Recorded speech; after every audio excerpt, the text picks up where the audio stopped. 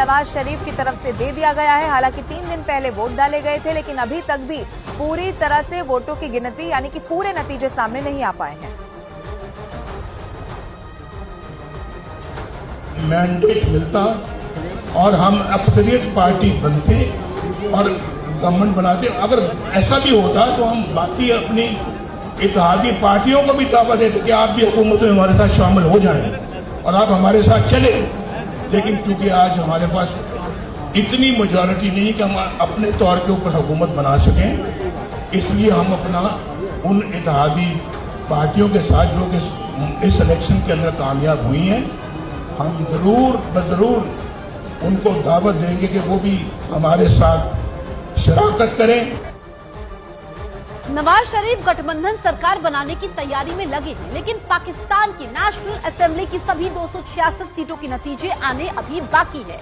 पाकिस्तान के चुनाव आयोग ने अब तक 233 सीटों के नतीजे घोषित किए हैं, जिसमें निर्दलीय 95 उम्मीदवार जीते हैं, जिनको इमरान खान की पार्टी पीटीआई का समर्थन है। इमरान खान के समर्थन वाले नेता निर्दलीय लड़ रहे हैं और ऐसे में इन्होंने जीत दर्ज की है। इमरान खान मैदान मारते हुए इन नतीजों में नजर आ रहे हैं। ऐसा इसलिए क्योंकि इमरान खान की पार्टी पीटीआई का चुनाव चिन्ह जब्त होने के बाद उसके नेता निर्दलीय उम्मीदवार के तौर पर चुनाव लड़ रहे हैं। वहीं नवाज शरीफ की पार्टी पीएमएलएन अब तक 64 सीटें अपने नाम कर पाई है।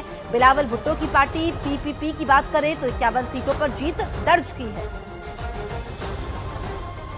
अब पाकिस्तान में 3 दिन पहले वोट डाले गए थे, लेकिन वोटों की गिनती का काम अभी तक भी पूरा नहीं हुआ है और इसी वजह से वहां के लोग बहुत ज्यादा गुस्से में हैं। आरोप ये लग रहे हैं कि पाकिस्तान की सेना चुनाव में धांधली करवा रही है। अब कहा तो ये भी जा रहा है कि चुनाव आयोग जानबूझकर नतीजे घोषित नहीं कर रहा ताकि वो नतीजों को बदल सके और वहां की सेना के पसंदीदा उम्मीदवार को जितवा सके। यही वजह है कि पाकिस्तान में जगह जगह लोग सड़कों पर उतरकर प्रदर्शन कर रहे हैं। पीटीआई ने आरोप लगाया कि पुलिस ने शांति से प्रदर्शन कर रहे लोगों पर गोली चला दी और 4 लोगों की इसमें जान भी चली गई है। अब इमरान के इतने समर्थकों की जीत दर्ज करने की बहुत अहम मायने हैं। मायने क्या हैं, ये हम आपको बताते हैं। इसका सीधा मतलब यह है कि पाकिस्तान के लोगों के अंदर पाकिस्तान की सेना के खिलाफ गुस्सा है और अब इन चुनावी नतीजों से ये गुस्सा खुलकर सामने आ भी रहा है। लेकिन अगर पाकिस्तान की सेना को अपने मोहरों के लिए जीत नहीं मिली तो वो संसद पर कब्जा कर सकती है। गृह युद्ध के पाकिस्तान में आसार है। ऐसा होता है तो 1970 की तरह पाकिस्तान में गृह युद्ध छिड़ सकता है। पाकिस्तान की जनता सेना के खिलाफ सड़कों पर उतर सकती है। यानी हालात वैसे हो सकते हैं जैसे पाकिस्तान में 1970 से 71 में थे, जब पाकिस्तान से अलग होकर बांग्लादेश एक नया देश बना था। लेकिन अगर पाकिस्तान की सेना चुप रहती है तो इमरान खान का राज लौटेगा और नवाज शरीफ को पाकिस्तान छोड़ना पड़ सकता है। अगर इमरान खान की पाकिस्तान की सत्ता में री एंट्री हो गई तो वहां सेना का दबदबा कम हो जाएगा और इसे रोकने के लिए वहां सेना एक बार फिर से तख्ता पलट कर सकती है।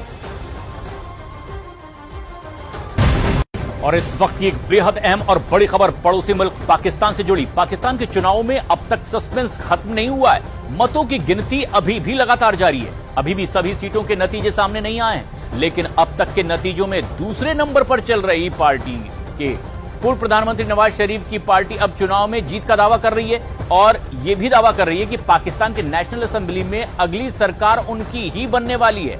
लाहौर में नवाज शरीफ ने कल देर शाम विक्ट्री स्पीच दी और उन्होंने सरकार बनाने का दावा किया। दूसरे दलों को सरकार में शामिल होने का न्योता भी दिया।